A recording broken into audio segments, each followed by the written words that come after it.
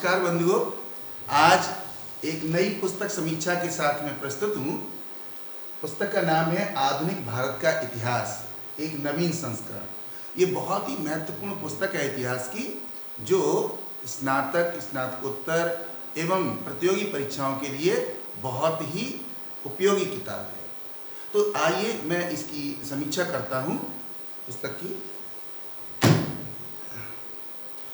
मित्रों, इतिहास एक ऐसा विषय है जिसके लिए विषय वस्तु सही प्रकार की अगर मिल जाए तो अच्छी तरीके से समझ में आ जाती है, और यदि सही तरीके की पुस्तक न मिल पाए तो उसको समझना थोड़ा सा मुश्किल होता है।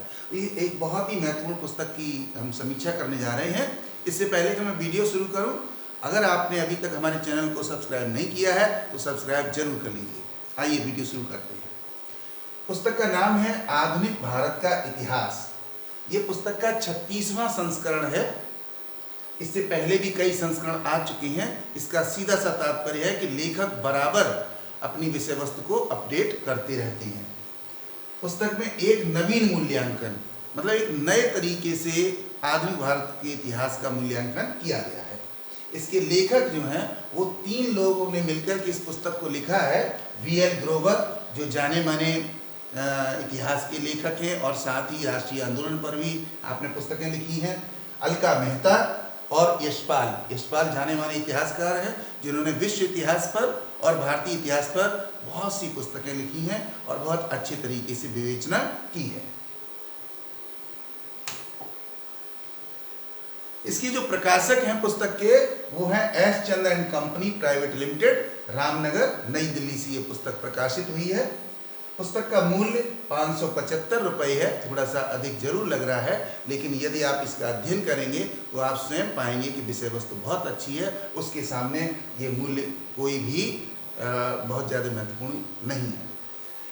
पुस्तक के अंदर 50 अध्याय दिए गए हैं। इसका मतलब है एक विस्तृत अध्ययन किया गया है।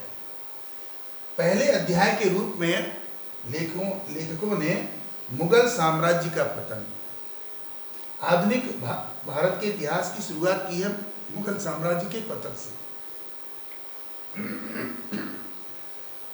अंतिम अध्याय के रूप में आधुनिक भारत में संस्कृति, इससे संबंधित बहुत सी जानकारी दी गई है। किस तरीके की कला थी आधुनिक काल में, किस तरीके से साहित्य का सृजन हुआ, किस तरीके से विभिन्न प्रकार के भवनों का निर्माण हुआ, उनकी क्या विशेषताएं हैं, इस सब पर विचार किया गया है। पुस्तक में परिशिष्ट के रूप में 35 विशिष्ट बिंदु दिए गए हैं। कहने का मतलब है पूरे आधुनिक भारत के इतिहास में जो महत्वपूर्ण बिंदु हैं या विषय वस्तु है, उसको अलग से संक्षेप में प्रस्तुत किया गया है।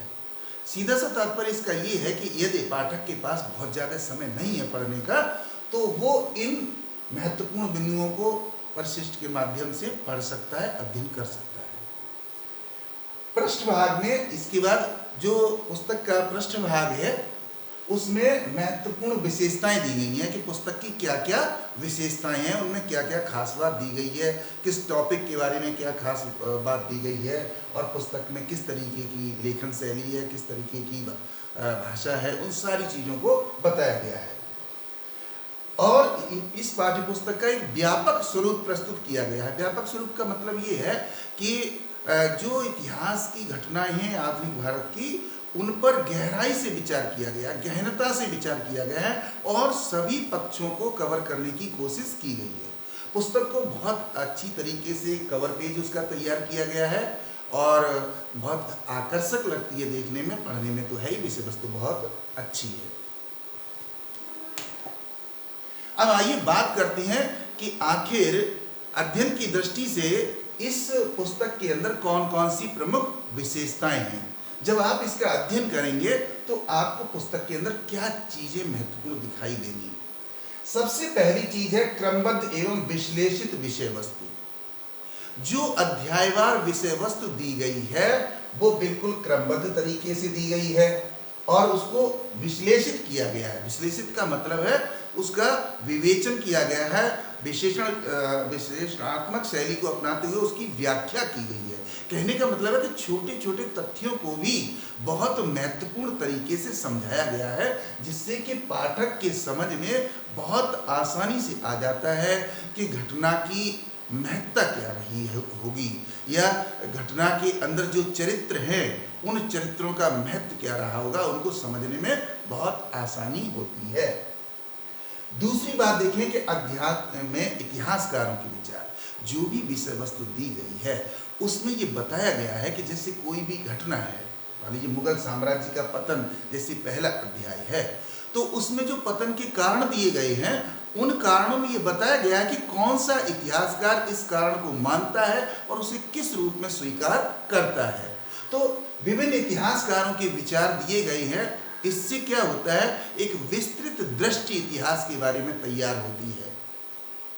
अगली बात को अगर हम देखें, अगली विशेषता को देखें, तो विशिष्ट संदर्भों का विवरण, जो विषय सामग्री दी गई है या जो अध्याय का विकास किया गया है उसमें जो खास संदर्भ आते हैं, रेफरेंसेस आते हैं, उन खास रेफरेंसेस को अच्छी तरीके से प्रस्तुत किया गया है। कहीं कहीं पर फुटनोट भी आपको देखने को मिलेंगे कि कोई टेक्निकल टर्म ऊपर आ गया है या कोई रेफरेंस ऊपर आ गया है, तो उसको नीचे उसकी व्याख्या की गई है ताकि वो पाठक की समझ में आसानी से आ जाए। अगली बात है, भाषा ऐतिहासिक विवरण के अनुकूल है। देखिए यहाँ पर क्या बात कही गई है कि जो भाषा है, सबसे पहली बात तो एक भाषा बहुत सरल है जिससे कि समझ में आ सके। साथ ही मैंने बताया है कि ऐतिहासिक विवरण के अनुकूल है।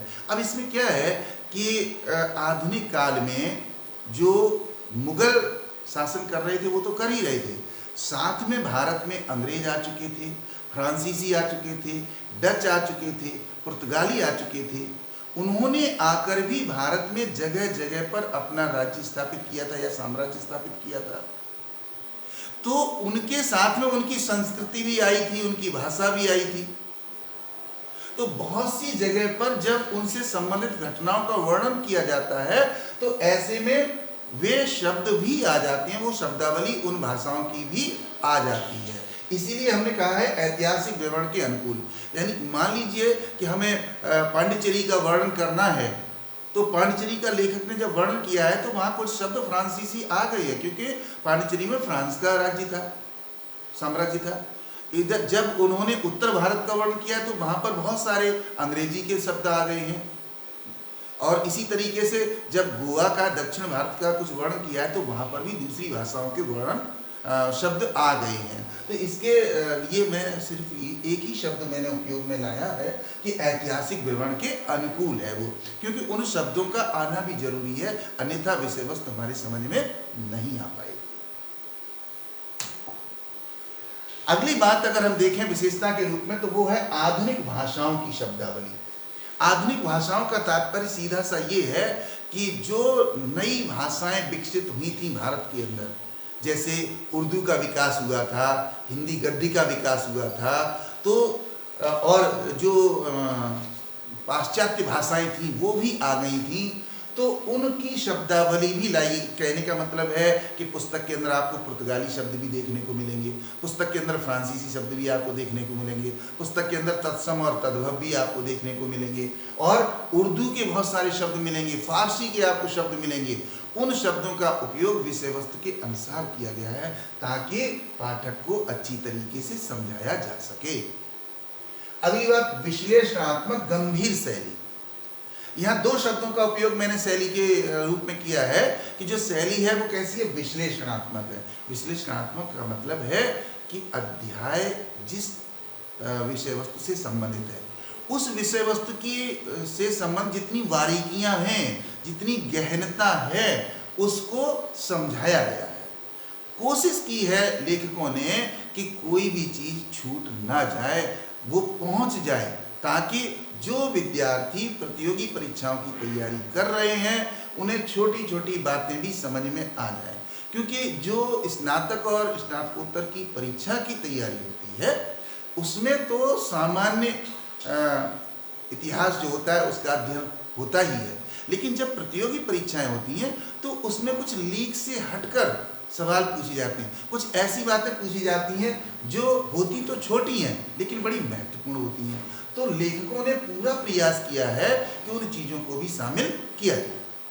इसीलिए शैली कैसी है, गंभीर है, यानी लेखक गंभीर है कि उस टॉपिक से संबंधित, उस अध्याय से संबंधित ज़्यादा से ज़्यादा सूचनाएं, ज़्यादा से ज़्यादा जानकारियां विद्यार्थियों तक पहुंच सकें। अगली बात, आवश्यकता अनुसार फुटनोट। मैंने आपको बताया ना कि अनेक भाषाओं के शब्दों का उपयोग किया गया है, अनेक तकनीकी शब्द हैं। वो तकनीकी शब्द वहां पर किस संदर्भ में उपयोग में आए हैं उसकी उसी पृष्ठ के नीचे फुटनोट के रूप में व्याख्या की गई है। जैसे मान लीजिए कारखाना शब्द है, आया है कहीं पर, या नष्ट शब्द आया है, या एकता शब्द आया है, या कोई और भी विधि संहिता शब्द आया है, या पेनल कोड शब्द आया है, तो वो क्या होता है वहाँ अगर लिख करके छोड़ देगा लेखक तो समझ में नहीं आएगा पाठक के, लेकिन वहाँ उसने विषय वस्तु के अंदर लिखा है और नीचे फुटनोट के रूप में उसकी व्याख्या की है, ताकि आसानी से विद्यार्थी ये समझ सके कि कारखाने का मतलब क्या है, पेनल कोड का मतलब क्या है, और ऐसी बहुत सारे शब्द हैं। अगली बात, चित्रों एवं मानचित्रों का उपयोग। घटनाओं से संबंधित बहुत से चित्र पुस्तक के अंदर रखे गए हैं ताकि उसको समझने में आसानी हो जाए। दूसरी बात ये कि मानचित्रों का उपयोग किया गया है। अब मानचित्रों का उपयोग क्यों किया गया है कि जो ऐतिहासिक घटनाएं हुई हैं वो कहाँ पर हुई हैं, उसके उत्तर में क्या है, उसके दक्षिण में क्या है, पूरब में क्या है, पश्चिम में क्या है, वो पहाड़ी क्षेत्र है या मैदानी क्षेत्र है या नदी का किनारा है, आखिर किस तरीके की लोकेशन है। तो कहने का मतलब है कि लेखकों ने पूरी कोशिश की है कि ऐतिहासिक विषय वस्तु को समझने के लिए वहाँ की अवस्थिति को भी समझना जरूरी है, इसलिए मानचित्रों का उपयोग किया गया है ताकि वो आसानी से समझ में आ सके। जैसे मान लीजिए कि बक्सर का विद्रोह हुआ, अब बक्सर कहाँ है, कहीं हम उसे दक्षिण भारत में ढूंढने तो नहीं चले जाए, तो बक्सर की लोकेशन क्या है। पानीपत की बात की तो पानीपत कहाँ है, प्लासी की बात की तो प्लासी कहाँ है। 1857 का गदर बरेली में हुआ, इलाहाबाद में हुआ, कानपुर में हुआ, दिल्ली में हुआ, ग्वालियर में हुआ, तो आखिर वो स्थान भारत में कहाँ पर हैं ये भी समझा जा सके, इसलिए मानचित्रों का बहुत अच्छी तरह से उपयोग किया गया। अब आगे हम देखें परिशिष्ट में गंभीर चिंतन। जो परिशिष्ट पुस्तक के अंत में दिए गए हैं उसमें महत्वपूर्ण बिंदुओं पर गंभीर चिंतन किया है। जैसे किस वर्ष में कौन सी घटना हुई है, घटना से जुड़े हुए चरित्र कौन से रहे हैं, या जैसे मान लीजिए हमारा जो तिरंगा झंडा है उसका विकास कैसे हुआ है, या हमारे जो स्वतंत्रता आंदोलन के समय जो नारे लगे थे वो किसने कौन सा नारा लगाया था, तो उस पर भी गंभीर चिंतन किया गया है और प्रस्तुत किया गया। वहाँ पर बहुत से जो हमारे आंदोलनकारी थे उनके विचारों को भी रखा गया है। अंत में हम ये कहना चाहेंगे कि ये पुस्तक जो है वो सुधी पाठकों के लिए बहुत ही उपयोगी पुस्तक है। चाहे आप स्नातक कक्षा में इतिहास पढ़ रहे हों, चाहे आप परास्नातक में इतिहास पढ़ रहे हों, या आप प्रतियोगी परीक्षा की तैयारी कर रहे हो, वहाँ पर आपने वैकल्पिक रूप में इतिहास विषय को चुना हो, या फिर आपने सामान्य अध्ययन की तैयारी करनी है, तो उन सभी परिस्थितियों में आपके लिए एक विस्तृत पुस्तक है जिसके अंदर बहुत सारी विषय वस्तु है। उसको आप पढ़ करके आधुनिक भारत के इतिहास का अच्छी तरीके से अध्ययन कर सकते हैं। तो निरंतर अध्ययन करते रहिए और आगे बढ़ते रहिए। Best wishes to all of you. आपने हमारा वीडियो देखा इसलिए अवलोकन हेतु आभार। Thank you very much. Goodbye, good luck.